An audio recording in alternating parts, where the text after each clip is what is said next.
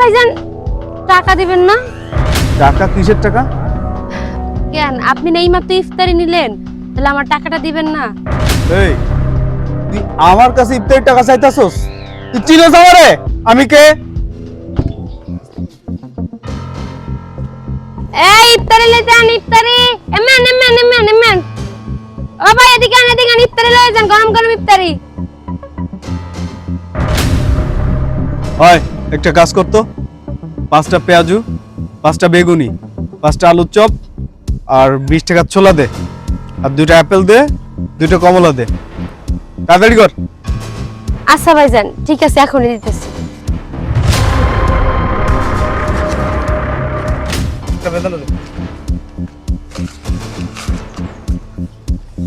আজকের ইফতারিটা ভালো হইব, বুঝছস? হ্যাঁ চল। আরে ভাইজান টাকা দিবেন না? টাকা কিসের টাকা? কেন আপনি না এইমাত্র ইফতারি নিলেন, তাহলে আমার টাকাটা দিবেন না? এই তুই আমার কাছে ইফতারির টাকা চাইতাছস? তুই চিনোস আমারে? আমি কে?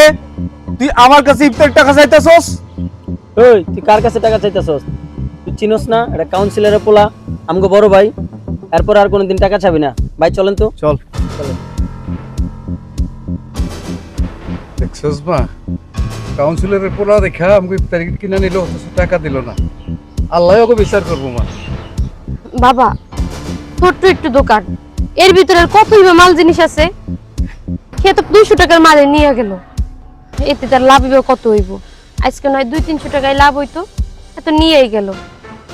বাবা তোমারও তো আজকে ওষুধ কিনতে হইব, এই টাকাটাও তো আমার কাছে নাই। এখন যদি এইটা যদি বিক্রি করি, লাভ তো কিছুই থাকবো না। আল্লাহর কাছে দোয়া করি, আল্লাহ রমজান মাসে যে আমারে ঠকাইয়া নিছে, আল্লাহ তুমি তার হেদায়েত দান করো।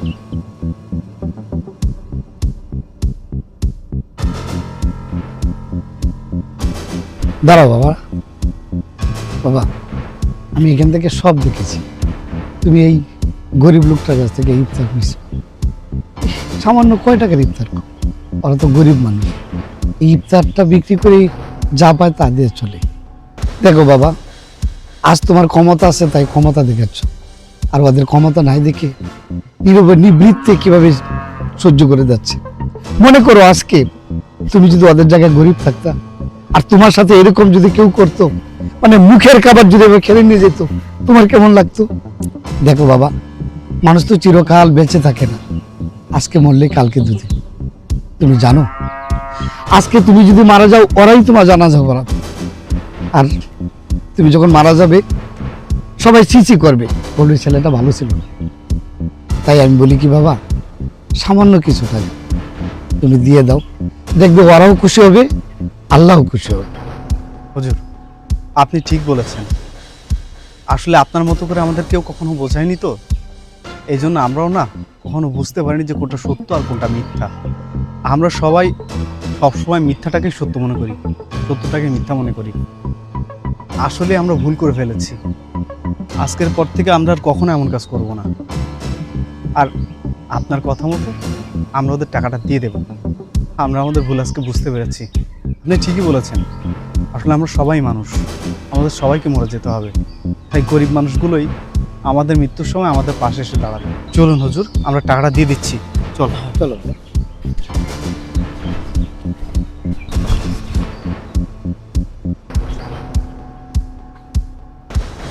আপু, আসলে আমরা অত্যন্ত দুঃখিত। আপনার ইফতারের বিল যেন কত হয়েছে? 200 টাকা ভাইজান। এই 200 টাকা দেন। এই নেন।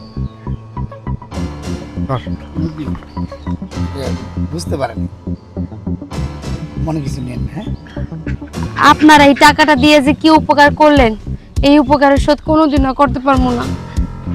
জানেন এই যে ইফতারিগুলো দেখতে পাইতেছেন, এই বিকেল বেলায় করে ইফতারি বিক্রি কইরা আমাকে 200-300 টাকাই লাভ হয়, এর থেকে বেশি লাভ হয় না। যে টাকা লাভ হয় এই টাকা দিয়ে আমগো সংসার তো দূরে থাক, আবার ওষুধ কেনার টাকাই হয় না। আজকে যদি এই টাকাটা না দিতেন, তাহলে আমগো আজকে আবার ওষুধ কেনা হইতো না। তাই কইছিলাম কি, আমার মনে হয় আপনি আপনার ভুলটা বুঝতে পারছেন। এরপর থেকে আর কখনো এমনটা আমগোর সাথে কইরেন না। আমরা গরিব মানুষ, অসহায়, নিরুপায়, যার কারণে কিনা রাস্তার পাশে বসে ইফতার বিক্রি করি। আমি তো মাইয়া মানুষ, চাকরি করেও খাইতে পারি না। আর আব্বা হলো অসুস্থ, পায়ের সমস্যা, চাইলেও সেও কোনো কাম করে খাইতে পারে না। তাই টাকাটা দিছেন, আমরা অনেক উপকৃত হয়েছি। আসলে আপু আর এমন করে বলবেন না, আমরা আমাদের অপরাধের জন্য ক্ষমা চাচ্ছি। আসলে হুজুরই আমাদের চোখ খুলে দিয়েছে, তো হুজুরের কারণেই আমরা আমাদের ভুল বুঝতে পেরেছি। আর হ্যাঁ, আপনাকে যদি কেউ কখনো ডিস্টার্ব করে আমাকে জানাবেন, আমরা দেখব। মুরব্বি, আমরা তাহলে আসি। আসসালামু আলাইকুম। ওয়ালাইকুম সালাম। আল্লাহ তোমাদের মঙ্গল করুন বাবা। চল।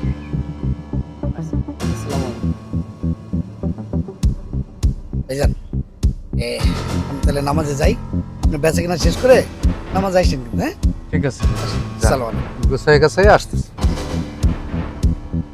বাজান, আল্লাহর কাছে আমি দোয়া করছিলাম না ওনাদের দুজনের জন্য হেদায়েত দান করে? দেখছো, হুজুরের উসিলায় আল্লাহ ওনাদের হেদায়েত দান করছে। হ্যাঁ মা, আল্লাহ ওনাদেরকে হেদায়েত দান করছে। নে তুই থাক, আমি গোছায় গাছায় একটু নামাজটা পড়ে আসি মা। আচ্ছা বাজান।